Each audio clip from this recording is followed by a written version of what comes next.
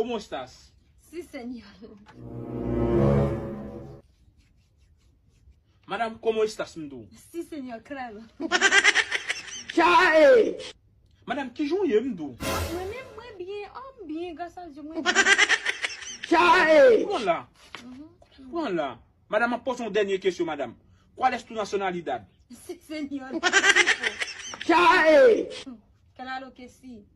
Madame, ouais, ma bonne chasse, madame. Une dernière fois, madame. Une dernière fois, madame. Va bien. Madame. Madame, qui joue madame Gitlin? Oui, señor.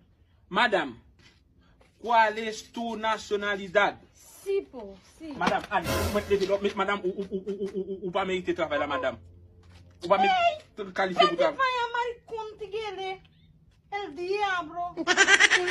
Chai! Ouais, c'est pas pour être bagaille. T'as foutu seul sabot là, m'chabio là. Pas vrai, non, señor. Pas vrai, non, señor.